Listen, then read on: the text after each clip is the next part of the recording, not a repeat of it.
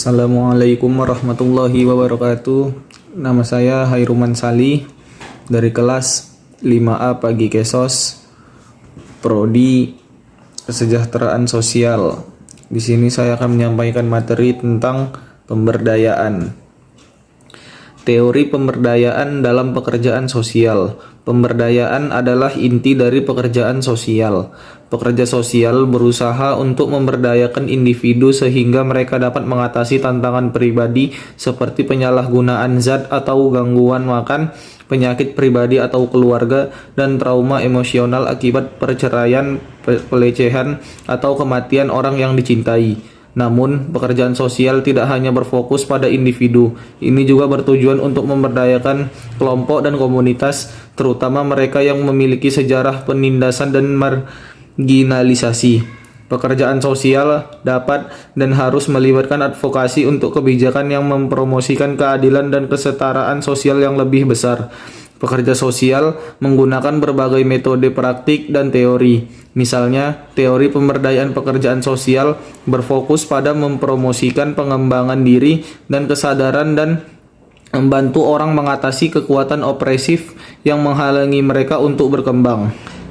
Apa itu teori pemberdayaan? Teori pemberdayaan pekerjaan sosial melibatkan penggunaan metode intervensi untuk membimbing orang mencapai rasa kontrol.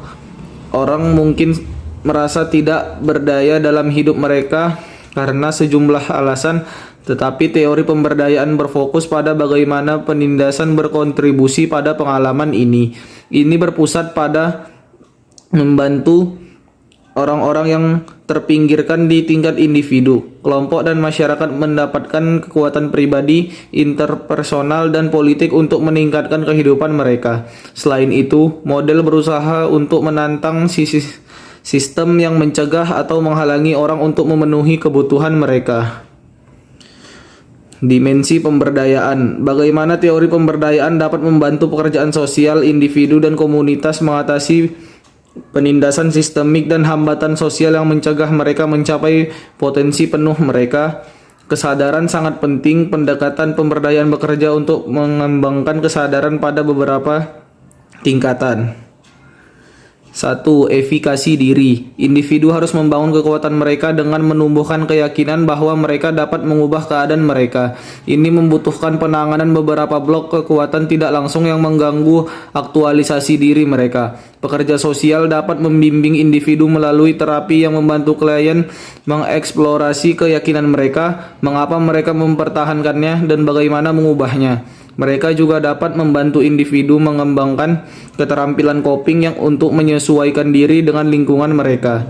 2. Kesadaran kritis. Individu perlu mengembangkan pemahaman yang mendalam tentang realitas sosial, ekonomi, dan politik yang kompleks di lingkungan mereka yang berdampak negatif bagi mereka. Ini melibatkan pemeriksaan peran mereka dalam lingkungan ini dan mencari cara potensial untuk mengatasi struktur yang menghalangi mereka. Membangun jenis kesadaran ini memungkinkan orang untuk berbagi pengalaman mereka dan terhubung dengan orang lain dalam situasi yang sama atau serupa. Berbagi memungkinkan orang untuk belajar dari satu sama lain dan tidak merasa sendirian dalam perjuangan mereka. Misalnya, pekerja sosial dapat mengatur program di mana peserta mendiskusikan bagaimana rasisme memengaruhi kehidupan mereka dan mengeksplorasi kekuatan yang mendukung rasisme. Program-program ini dapat membantu orang mengungkap penindasan yang terinternalisasi dan meningkatkan kemampuan mereka untuk menghadapi blok kekuatan langsung dan tidak langsung. 3. Pengembangan alat. Membangun kesadaran itu penting, tetapi tanpa intervensi yang mengatasi pola pikir negatif dan realitas sosial dan politik yang tidak adil, orang hanya bisa sampai sejauh ini. Alat tingkat mikro area untuk intervensi meliputi terapi yang menggunakan teknik untuk menekankan kekuatan orang, membantu mereka mengembangkan keterampilan yang dibutuhkan untuk menghadapi kesulitan sosial dan politik, dan menawarkan alternatif untuk pola pikir disfungsional dan mengalahkan diri sendiri dapat menumbuhkan harga diri dan memberdayakan orang untuk mengatasi hambatan kekuatan tidak langsung. Manajemen kasus dapat memberdayakan individu untuk menjadi advokat mereka sendiri.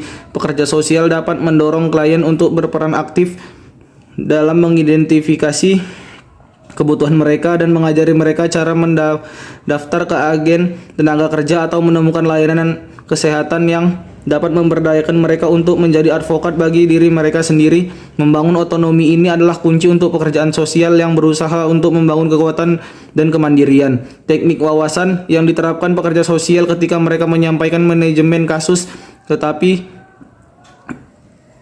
atau program sosial dapat memberdayakan klien untuk mencapai tujuan mereka melalui proses pemeriksaan diri di mana klien mengevaluasi bagaimana mereka dapat mengubah situasi mereka dan memecahkan masalah. Alat tingkat makro. Selain itu, pekerja sosial dapat membantu mengatur aksi kolektif dalam komunitas. Advokasi politik melibatkan lembaga pemerintah dalam upaya mengubah undang-undang kebijakan yang secara tidak proporsional berdampak negatif pada kelompok yang terpinggirkan atau kurang beruntung. Pengembangan program dapat digunakan untuk mendidik masyarakat tentang isu-isu sosial dan melibatkan anggota masyarakat. Ini mungkin melibatkan bekerja dengan anggota masyarakat dalam program untuk merevitalisasi lingkungan, mengorganisir kampanye sosial atau kanvas untuk undang-undang yang diusulkan. Proyek penelitian dapat mengidentifikasi faktor-faktor yang berkontribusi pada ketidakadilan sosial atau mengukur efek diskriminasi dan kekuatan opresif lainnya pada populasi tertentu dengan menyediakan data yang menginformasi praktik berbasis bukti. Teori pemberdayaan pekerjaan sosial dalam tindakan. Teori pemberdayaan pekerjaan sosial menggunakan model pemecahan masalah 5 langkah untuk mencapai tujuannya. Mengidentifikasi masalah, tentukan kekuatan, menentukan tujuan, menerapkan intervensi, mengevaluasi keberhasilan pada tingkat kolaboratif. Untuk berhasil menerapkan model pekerja sosial harus mengembangkan pemahaman kunci, mempertimbangkan perspektif yang beragam dan mengajukan pertanyaan kritis. Bagaimana pekerja sosial dapat memberdayakan kelompok dan komunitas? Ketahui sejarah penindasan kelompok, bagaimana penindasan itu berasal, bagaimana penindasan itu terwujud di masa sekarang. Pahami kekuatan dan ketahanan kelompok, bagaimana orang-orang beradaptasi dan mengatasi penindasan, apa yang memungkinkan komunitas bertahan dan berhasil dalam menghadapi tekanan dan pelecehan yang mereka alami. Mengenali keragaman dalam kelompok, bagaimana elemen-elemen seperti ras, kelas, gender, dan orientasi seksual memperumit dan mengubah dampak penindasan terhadap anggota kelompok yang berbeda. Dengan cara apa faktor-faktor ini dapat mempengaruhi cara penindasan terjadi? Sekian dari saya. Rasional berdampak negatif pada kelompok yang terpinggirkan atau kurang beruntung. Pengembangan program dapat digunakan untuk mendidik masyarakat tentang isu-isu sosial dan melibatkan anggota masyarakat. Ini mungkin melibatkan bekerja dengan anggota masyarakat dalam program untuk merevitalisasi lingkungan, mengorganisir kampanye sosial atau kanvas untuk undang-undang yang diusulkan. Proyek penelitian dapat mengidentifikasi faktor-faktor yang berkontribusi pada ketidakadilan sosial atau mengukur efek diskriminasi dan kekuatan opresif lainnya pada populasi tertentu dengan menyediakan data yang menginformasi praktik berbasis bukti. Teori pemberdayaan pekerjaan sosial dalam tindakan. Teori pemberdayaan pekerjaan sosial menggunakan model pemecahan masalah 5 langkah untuk mencapai tujuannya. Mengidentifikasi masalah, tentukan kekuatan, menentukan tujuan, menerapkan intervensi, mengevaluasi keberhasilan pada tingkat kolaboratif. Untuk berhasil menerapkan model pekerja sosial harus mengembangkan pemahaman kunci, mempertimbangkan perspektif yang beragam dan mengajukan pertanyaan kritis.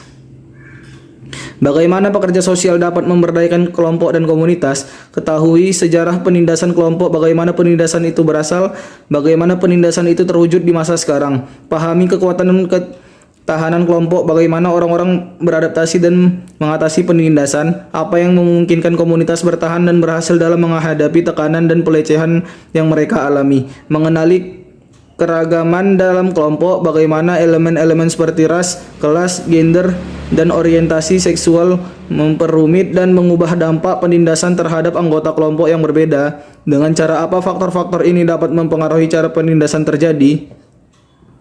Sekian dari saya. Bimbing individu melalui terapi yang membantu klien mengeksplorasi keyakinan mereka, mengapa mereka mempertahankannya, dan bagaimana mengubahnya. Mereka juga dapat membantu individu mengembangkan keterampilan coping yang untuk menyesuaikan diri dengan lingkungan mereka.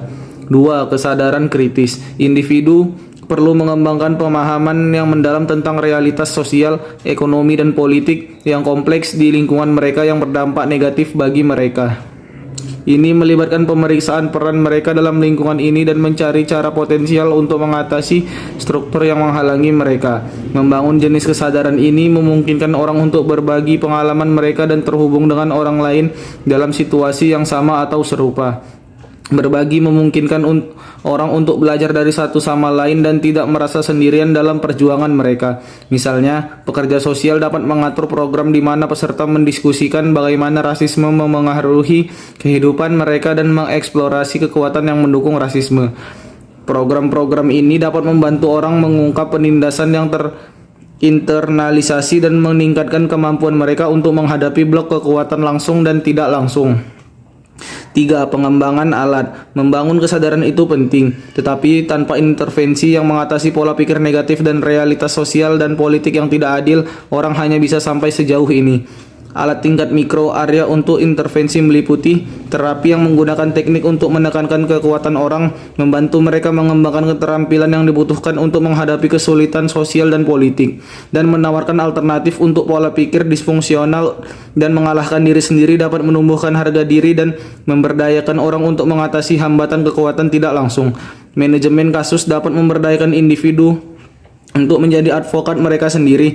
Pekerja sosial dapat mendorong klien untuk berperan aktif dalam mengidentifikasi kebutuhan mereka dan mengajari mereka cara mendaftar ke agen tenaga kerja atau menemukan layanan kesehatan yang dapat memberdayakan mereka untuk menjadi advokat bagi diri mereka sendiri. Membangun otonomi ini adalah kunci untuk pekerjaan sosial yang berusaha untuk membangun kekuatan dan kemandirian. Teknik wawasan yang diterapkan pekerja sosial ketika mereka menyampaikan manajemen kasus, terapi atau program sosial dapat memberdayakan klien untuk mencapai tujuan mereka melalui proses pemeriksaan diri di mana klien mengevaluasi bagaimana mereka dapat mengubah situasi mereka dan memecahkan masalah. Alat tingkat makro. Selain itu, pekerja sosial dapat membantu mengatur aksi kolektif dalam komunitas. Advokasi politik melibatkan lembaga pemerintah dalam upaya mengubah undang-undang kebijakan yang secara tidak